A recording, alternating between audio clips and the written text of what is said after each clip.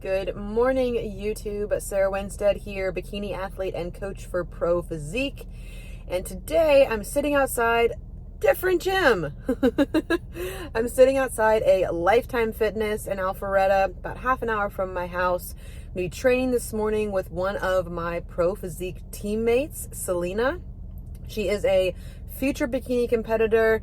So nice, trains hard, and I just love training with her when I can. She is coached by one of our other coaches, Priscilla, and so it's really great when we do kind of live close to each other or close to some teammates. It's nice to kind of meet up in person on occasion, train, and I'll kind of go into that a little bit later as far as like some benefits that you might have training with a friend, training in groups, training alone, because normally I'm all alone. Not in the gym, but like, you know, you're on your own plan, you got your earbuds in, you're getting the work in, you're training hard, training heavy, and then you're getting out and getting on with your life. And so it can be really fun sometimes because you got to remember, this sport is fun. This is kind of why we do this too. You know, it can be really fun to train with a friend, to have some fun with them. They can help push you, they can help motivate you, they can just kind of be there to spot you if you need to as well. So it can be very helpful sometimes to train with a friend. Salina and I try to meet up every few months or so, just because, yeah, we don't live that far apart. But obviously, yes, we get caught up in our lives and our routines and day to day. So forcing ourselves outside of our comfort zone. I get to train in a swanky gym. Not that Crunch isn't swanky, but this is like super swanky. So I'm very excited. We're training glutes today, obviously. And yeah, I'll take some clips for you guys and then we'll continue on with the rest of the video. I did have my normal pre-workout snack that you guys always see me eat. My rice cakes, strawberries, and protein shake. And I'm finishing up my Core Nutritionals Fury. I use the Black Lightning flavor, so good. And I stack it with the Core Nutritionals Pump. The SARAHW flavor, woo, strawberry lemonade, so good, so good. Got my creatine in here as well. So yeah, it's gonna be a fantastic glute day. I'm gonna take you guys along for the ride. Okay, I had to hop back in here. Made a friend already. It's 5:58. Dude pulled up and was like, is anybody gonna open this place? And I was like, I thought it'd open at 6 a.m. So it was fine. Made some friends. It's fun making early gym fam friends and just, you know, having some fun. His name is Scott. He checked the hours, make sure they were going to be opening. And he's like, I got up early for this. And so, yeah, so I'm going to head in shortly. And Salina is on her way. So it's going to be a great day. First exercise, of course, hip thrust.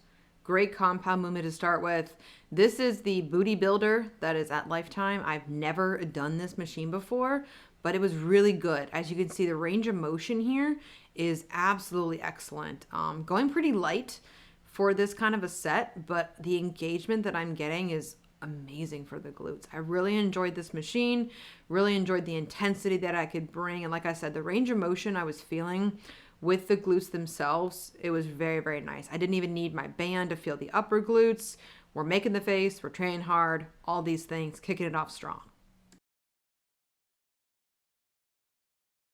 So here is Salina doing her hip thrusts. You'll notice because we are different heights, the kind of the way that we each sit on the bench. I love her tempo here. Her eccentric is amazing.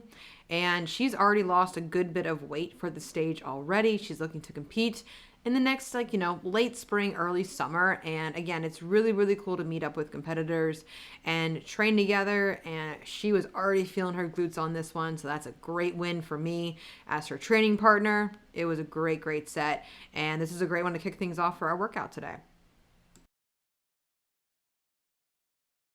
Next up is the reverse hack squat machine. I do not have one of these in Crunch, and so I asked Salina to go first. I was like, I need to see the form. I know how to do this. I've seen it on Instagram, but seeing it in person is a lot different. You'll notice she is really pushing her hips back as far as she possibly can as she does that slight lean forward. We really feel this in that lower glute tie-in area where that lower glute meets the hamstring. So it's almost similar, like a halfway between a squat and an RDL, if I had to describe it that way. But she had fantastic form on this. Her tempo is always on point, and this is a great set for her. All right, here we go with my set. This is quite heavy. I actually, it's a day later and I actually have bruises on my shoulders from this. You know, you trained hard when. And I actually like that I film my form on this. I am looking off to the side in that mirror to see and make sure I am hinging at the hip throughout this entirety of this exercise. One of the things I realized now looking back in this video for the first time as I'm recording this is that I definitely could have pushed my hips back a little bit further while trying to keep my shins a little bit more vertical. But I think for a heavy set of this and for my last set of this, I think my form got better each time. But this is something to look forward to as I have more gym ventures and trying out new machines and different angles for hitting those glutes. But overall, I mean, looking at this right now, I think this is a really good set for me as far as my form is concerned. And again, if I had this machine at Crunch, then I would definitely take this back and get better at this machine as I move through my training. Another new movement for me was almost like a seated dumbbell hyperextension. I would say I would call this exercise. Salina showed it to me. Hits great on upper glutes, especially that shelf, which is glute minimus. And the glute med is, yes, underneath it. But I really felt this in glute min. You can kind of see hers firing there very nicely. Feet are nice and wide, toes pointed outward. And you kind of go diagonally down with the dumbbells. And you come back up very slowly, keeping that nice rounded upper back. And so I like this one a lot. I, again, asked her to demonstrate it the way I could see it before I attempted it myself. All right, here we go with my set. Again, I'm just trying, really, that's like my first rep with it. So I'm trying to get that form down and really starting to activate and isolate my upper glutes. I think that one was a little bit better. But again, that's also the really cool thing about training with friends is that you get to try new movements like this and see if they work for you. It may not be a movement I do every time, but now I have an alternative for upper glutes. There they go. That's better. When the abduction machine is taken. And so this is still going to hit. I probably could go a little bit heavier on this over time once I get the form down as well. But when you're trying anything new, make sure you go a little bit lighter, get the form down, and then you can add weight. Now I can see it. So again, you get better at this as you go along, but it doesn't mean you can't try new things from time to time for your training plan. All right, just finished training with Salina. Took some training footage, which you guys just saw. Didn't show everything, didn't film everything, because it's more about getting a great pump, enjoying my time with her, and just, you know, vibing together. We had a lot of great conversations, and it's just really, really nice to train with somebody that knows where, you know, what you're going through and knows the sport and has the same kind of goals as you. She's a first-time competitor, going to be stepping on stage next year in the bikini division. So her and I were just talking a lot about, you know, prep and building muscle and how amazing this sport is and the community and stuff like that. She did the Angel Fashion Show, so it gave her kind of a taste of what stage is going to be like. So it's really nice. Like, I love having you know, meeting with people like this on occasion to have that good training session, but also just the camaraderie and the community that, you know, the team that I'm on and a part of as a client and a coach, Pro Physique, it affords people to have with other people's. And that's really, you know, one of the biggest things that I love about the sport is the supportive community, that in the positive community behind bodybuilding, behind being a competitor, even if you're not a competitor, just living this lifestyle and wanting to better yourself and improve yourself. And it's all coming from a positive place. And so I couldn't be happier with the training session, with the workout. It was fantastic. You know, I learned something new, tried a couple of new things. And so it's not, you know, and we even talked about this as well, like too often we find ourselves in this like heads down, blinders on bubble where we're just like, I'm just executing my routine every single day, grind, which is okay. You know, that's part of this. It's a huge part of this sport is getting used to the monotony and the routine of the sport of hitting all your water, your macros, your meal prep, your steps, your cardio, all those things. But it's nice to just like zoom out on occasion and enjoy the time with other people who have the same goals as you, who get you on a level that normal, I'll say like normal people that aren't as psychotic as we are, they just, you know, people just don't understand sometimes, and that's okay. You know, we need those people in our lives as well, like friends or family or spouses. Like, they're very wonderful support systems, but it's nice having that just like inside support system as well. And I encourage you guys, you know, step out of your comfort zone every now and again. Train with a friend, find someone in your area or find that gym family if you haven't found it yet. On occasion, you know, I don't talk to a ton of people at Crunch, honestly. But it's like, it's nice to know that my gym fam is there too. If I ever need some help or need a spotter, they're there. They've seen me at my worst and seen me at my best, all those things. So it was just super fun. But I'm going to go ahead and eat my breakfast. Have it right here in the snack bag. I brought it with me just because it's 8 o'clock and I need to eat something before I go home and walk my dog, because I know the second I walk in, she's going to be like, oh, I need to go poop. I need to go walk. So I want to be fully fueled and fully present for that walk, and just, you know, again, planning, preparing, executing, but overall, it's a fantastic workout. So I've got my egg whites here with my ketchup. Yes, I like a lot of ketchup. Got my salt, half my protein shake, and the rest of my water. And then in here, I've got my almond milk in that blender bottle. And then in the top, I've got my English muffin and my cinnamon toast crunch. And so this reminds me of back in my personal training days when I would just eat my breakfast in my car in between training clients. And so it is possible. I wanted to be nice and fueled before I go home. So I'm going to eat this and then go home and have fun with my dog. All right, we are back in the car again. Just got done with some grocery shopping at Kroger and at Publix.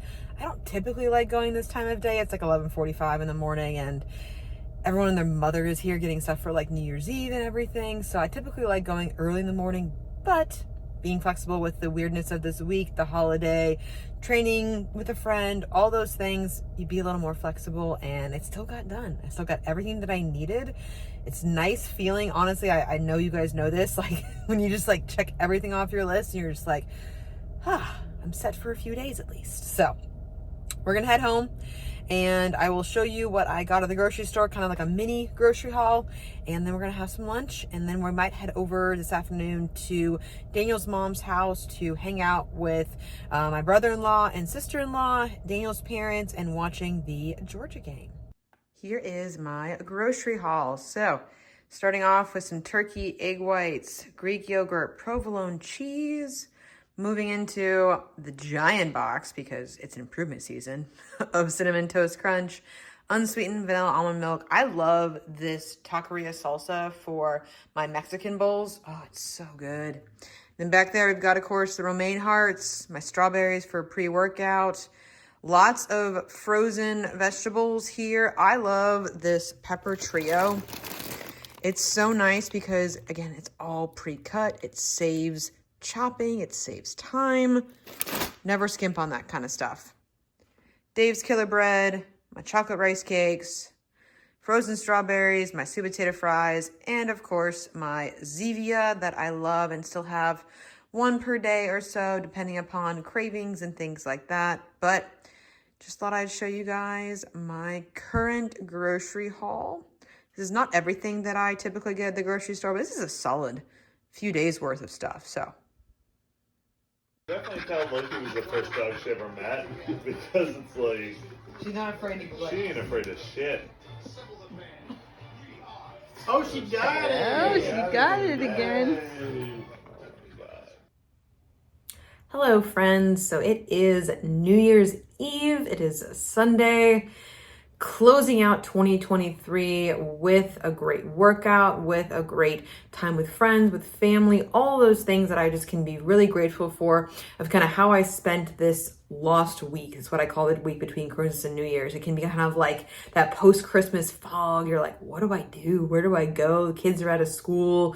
And told a lot of my clients that did check in this week, sticking to your routines is the best thing you can do, or form a new temporary routine during this kind of weird week and weird time that we were in, to kind of make sure that we're still getting things in, like our water, our steps, some sort of movement with your body. If you're traveling, have a gym venture, take some bands with you, or just spend some time walking around. A lot of clients that went out to like Disney World or on other vacations, you know, cruises and things like that, where they can get a lot of steps in. So utilizing this time, feeling accomplished, and just crushing it, and not resorting to like sloth tendencies at all. Like, although yes, it is a time to rest too. So I wanted to address, as we kind of close out the year of 2023, some goal setting and some resolution setting tips for you guys for 2024. Now, there's a lot of statistics out there that can say that most resolutions fail within the first 2 weeks. 2 weeks of January. Most people are like, screw it. I don't even remember what my resolution was. I'm just going to go and do whatever I was going to do. What I was doing before, that's fine, And why do they fail? Why do most resolutions fail? In my opinion, because too many people make too many changes way too quickly, and they're very drastic changes, like an overhaul of their entire life, their entire routine, the way they do everything. On day 2, they're like so overwhelmed with all these different changes and not knowing what to do. I can see why they fail. I can definitely see, because that would be a lot. That would be a lot of change to make in such a short period of time. And so what I recommend is setting some goals, setting some resolutions, whatever you want to call them, but having those long-term goals. I'm gonna take a sip of coffee. Long-term goals can be fantastic to kind of have that carrot on the stick in front of you of working towards something that's big. But I do like using that SMART acronym when we're setting those bigger long-term goals for some aspects of things, as far as like making sure they are specific, measurable. I think another one was achievable, realistic, and timely. That's the SMART acronym. And so maybe picking out a couple of those. I think my biggest 2 that I would definitely recommend for you guys is the ones that are realistic and achievable. I feel like a lot of people have the, I'm going to lose 30 pounds in 30 days mentality, and they're just setting themselves up for failure because that expectation is so high that when they don't meet it, or they don't lose the first, 5 pounds in those 5 days, they're just like, well, now what? It's not working or anything like that. And they give up too quickly. And so I think not letting yourself give up, but making sure those goals are big enough and wide enough, and that they are something that is going to be coming from a positive place. That's a huge thing, I think, for the overall success of these kinds of goals. Not having, if your goal is to lose some body fat next year, or have a weight loss goal or something like that, or go to the gym and improve your habits and find a new gym routine, that's great. That's a fantastic goal. But don't have that kind of a goal coming from a place of, I hate my body, or I hate the way that I look, and so I'm going to sit over here, cry into my tilapia and asparagus, or cry into my keto cup, because that's worked before. Yeah, that's how I feel about that. And then they just, it's not going to be coming from a positive place of challenge and change. Change is hard. Change is a challenge. It's supposed to be hard. It's change. You're stepping outside of your little bubble, your little comfort zone, and you have to force it to happen. And it's not going to be easy, but you can reframe that into something that is coming from a positive place of improvement, of being like, I'm going to, towards I'm going to be a better wife, a better spouse, a better friend, a better family member, or I'm going to have more energy. My joints may be feeling better. I might, lose a couple pounds and lower some health markers and improve my health markers. But I can come from a positive place of being like, I'm doing this for me and I'm taking control. I'm going to, put this in a positive spin, because I feel like you're more likely to stick to these kinds of goals and resolutions if it does come from a place of positivity. You can still want to improve your appearance and improve how your clothes fit and improve your overall health and wellness. And maybe, sometimes, yes, we all have those, not so great body image days, of course, but not picking yourself apart in the mirror, not letting that scale define you every single day, those kinds of things. So, and then a way to, kind of break those down. Once you have your bigger goals, you're like, okay, how do I go about this? How do I get there? What's the roadmap? I like setting mini goals. These could be things that you look at monthly or weekly or daily. But these mini goals, this is kind of where people get stuck in the weeds sometimes too, is they overload themselves too quickly with these mini goals or new things that they're going to be doing. And so I recommend, if you're going to be, starting a new habit or doing something new, don't just out of the gate go from couch potato to say, I'm going to work out 6 days a week. That's a big jump, big mini goal. But maybe go from couch potato to twice a week. That's great. That's awesome. That's more than what you were doing before. Yes, it may not be to ultimately where you want to get to, but that could be part of your bigger long-term goal. But if you go 2 times a week, that's great. Check that box. Do that for a couple of weeks. And then once that becomes a habit, you can look at the next mini goal, the next thing. Maybe, okay, I'm going to start prepping my lunches.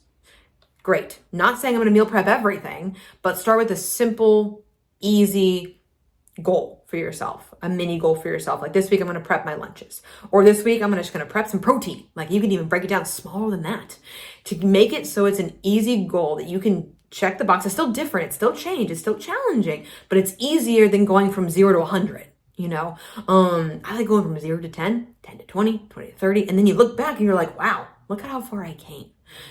Mini goals, winning the day, winning the week, winning the month, stacking those things up can really help you make that progress towards that larger goal. Is it sexy? No. Is it going to sell on a front of cover magazine? No. But does it work? Oh, it does. It really, really, really, really does. Another thing you can do if you are starting a new habit is habit stack. Attach it to something that you are already doing, or it's already something that you already have in your day. So for example, for me, I like to tack on my mobility work because that's still something I'm working back in, trying to develop that habit about after I take a shower on my rest days. Because normally I get up, have my breakfast, get some coffee, walk my puppy, and then I take a shower and then I get ready for my day. And I put my mobility work after that because it makes sense because I'm already going to be showering because I need to. Tack it on there, and then I know that when it's going to happen, I don't have to like super make time for it or plan for it. It's also good. Okay, you're okay to like make time and plan for those kinds of things. But I'd rather stack it on top of something that you're already doing. You know, like walking your dog or taking your kids to school or something like that that you're already going to be doing daily. That makes it a lot easier to just go right into that new habit and make that habit a part of that day. That's another way to do it too. So I have a list on my computer of talking points. Duh, why not? And the last part about goal setting I'll kind of dive into is sharing your goals with friends and family and having that honest communication with them if it's going to be a significant change or even if it's a fun one that you want to share because you want that support. You want maybe that a little bit of accountability, or you want to tell people because that throws the responsibility on you. Be like, hey, I told people about this. I've got to follow through on it. And it helps you kind of stick to it a lot longer than if you just didn't tell anybody and you kind of held it all inside. And also, if you tell people, get excited about it. Again, positivity. There's a lot about, the positivity that can come behind a message is amazing because then you'll get the buy-in, you get the support. Instead of saying, okay, January 1st, starting now, I can't do this, I can't have this, I can't eat this, I can't do that. You're just going to have to deal with it. Like, that message may not be as well received versus, hey, I'd love your support in what I'm doing. I'm trying to make these improvements to my life, and I'd love your support. I'm really trying to, add in some time in the gym. I'm really trying to add in some variety of protein sources or eat more fruits and vegetables or take more steps. Hey, do you want to go for a walk with me sometime and catch up and drink some coffee? Putting it in a positive way can really help get that support and buy-in from friends and family because yes, it's going to be new. It's going to be different for them, especially it might interrupt some of their day-to-day routines, and some of them, they're just going to have to, listen to you and accept it. And sometimes even if you put it in a positive light, people may not, again, be the most receptive. And that's more so on them, especially if you gave yourself the positivity, the patience behind it, made it real short and real sweet. Sometimes people just don't get it and don't understand, but that's okay because eventually they might. Eventually, once you start doing it and following through, they may be like, wow, they're really doing it. This is great. So that kind of stuff. Couple more small points here. Number one, be nice to new people in the gym next week. Be nice to them. You know why? Because we were all that person once. We were all that new person in the gym once, walking around like, what do? I don't know where to go or anything like that. Be nice. Smile at them. Sometimes if they look like they are truly, truly lost, I may actually ask them, hey, what are you training today? Can I help you with something? Even though, yes, I don't work at the gym that I go to, you can still be a nice person and a welcoming face because we want them to come back. We want them to have a positive experience. Again, change is hard. They're stepping out of their comfort zone, and I encourage you, be nice. Are they going to take up some of your machines? Yes. Are they going to steal some of your dumbbells? Yes. As long as they put them back, I'm okay with it.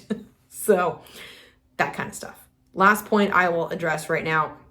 Got a lot of questions from people about these kinds of things, is just the fad diets in general, or the new weight loss medications that are out there as well, and treatments and everything like that. I would just say do your research. Do your research, especially on the medications. Talk to your doctor, all those kinds of things. But do your research about the side effects, about what realities are. Talk to friends maybe that have done it. I'm not saying because they did it works for you. No, it's more about talk to them about their experiences. Just know all the data points going into some kind of stuff like that. And fad diets, there's a reason why they're called fad diets. There's a reason why you did it for 2 months and it worked. Well, if it really did work, we wouldn't be here right now having this kind of conversation. That's the only thing I'll say about it. When you're going to be making improvements to your lifestyle, be it fitness, nutrition, personal, professional, I don't care what it is, if you can't see yourself doing it for the rest of your life, then why in the world would you do it for one day? So think about that. Just think about it. Sorry, have the cinnamon is in my throat right now. Because I look ahead and I could see me making flexible dieting what I do right now. Maybe not necessarily logging or tracking for the rest of my life, but I could see myself eating in this fashion as far as high protein, fruits and vegetable variety, drinking my water, getting my steps, getting regular exercise, and following this kind of flexible dieting lifestyle as a lifestyle for the rest of my life. I can see myself doing that 15, 20, 30 years from now. It's going to be great. It's going to fuel me for the rest of my life. And I think that's one of the big reasons why I'm so successful with it, is because I believe that I can do it now and I can do it in the future. So, my goals. We'll end off with goals and then words of the year. So I'll start with words of the year. And because it kind of relates to the goals. And I encourage people, if you are setting some goals and resolutions, I love words of the year. If you followed me long enough, you know I had my 2023 words of focus, patience, belief. Those 3. Very powerful words during my competition prep season. And my husband even, asked me every single time before I hit the stage, what are your words? And I would say it to him, and I would always tear up a little bit at the word belief, because that was the big one that I tied to my competition season, of believing that I belonged up there, and it made all the difference in the world. So be very strong words. You can Google words of the year. You can Google these kinds of words to see what resonates with you and what kind of vibes and just sounds good with you. And also, like I said, attach them to your goals for next year, your long-term goals or anything like that. Words to help ground you, bring you back in, and help you, my words is here, focus. Focus back in on what actually is important to you, what your goals are, and who you are as an individual and a person, and as part of your family tree. So, words of the year for me for 2024: patience, presence, joy. I think those are really good words and really powerful ones for me to take into 2024. You'll notice patience is coming over. It has for the past 2 years, because I am a stubborn Taurus, Italian Taurus at that. And patience is something that I definitely need. Not just with, as in my more normal personal life, but I need more patience with my physique and giving my body what it needs over the next year. And it helps ground me during the entirety of my next year of improvement season of patience. Muscle building takes time. Related to that is my long-term goal. I have a couple of PR goals that I want to hit. And again, I'm throwing them out there for accountability purposes, because you tell somebody and then, hey, it's fine. You got to follow through. So I want to do a 405-pound hip thrust. It's 4 plates on each side. That's my goal. I want to do a 90-pound dumbbell RDL. I'm at 75 right now. I know I can do that. I know it's going to hurt, but it's going to be great. And those relate back to my overall long-term goal of glute density, which was my feedback for my competition season. I want to have 35-inch glutes or more. My glutes are 34 in 2022 before we started prep. And so I figure if I got another inch or more on them, then yeah, I've got some density back there as well. I think we're heading in the right direction. So That's one of my biggest long-term goals. Other goals that I have for myself is continue to grow my coaching business through Pro Physique and continue to post here on YouTube either weekly or bi-weekly during my improvement season to continue to give you guys, education, support, inside look into my season, answer some questions, help you guys out, keep, developing relevant content for you guys. So if you have some ideas, comment below. I'm always open to those kinds of things. And then my final personal goal is it's kind of related back to my presence and joy. Fully enjoy this improvement season. Top to bottom, start to finish. We've got a lot of fun plans and fun travel plans over the next year, adventures with my husband, adventures with my puppy and other friends and other family members and things like that. And just be present during those moments and just have my heart full of joy. And be grateful for what I have, who I get to spend it with, and all those things too. Because again, those words just pull you back to those kinds of goals and really center you. They're going to be on my whiteboard every single day so I can see it. I even put it in my bathroom mirror. That way, again, you can kind of come back into yourself and really give it your all in 2024. So that's going to wrap up this video here. I really appreciate you guys watching, and I appreciate you guys subscribing and commenting and all those things. I love hearing from you guys. And if you have any topics, any questions for me, comment below. I'm around, I'm here, and I cannot wait to see you guys in 2024. So have a wonderful and safe new year.